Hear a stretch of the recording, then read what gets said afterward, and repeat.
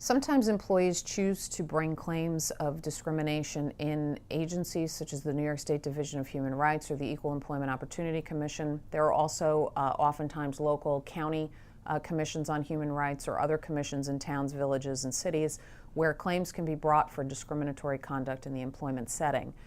Sometimes employees actually do bring those claims in court either before or after or during those administrative claims as well. You absolutely, as an employer, need legal representation in these settings. Employers who think that they can go in and defend this as if it was, for example, an unemployment claim are mistaken. There are serious allegations that are being brought against you that you engaged in a violation of law and discrimination in the form of maybe perhaps because of the individual's race or religion.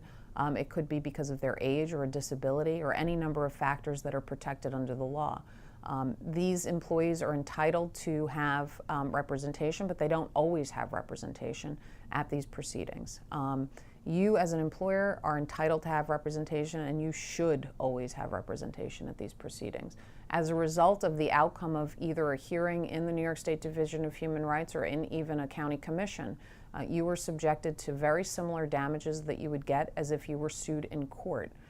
You can be required to pay back pay.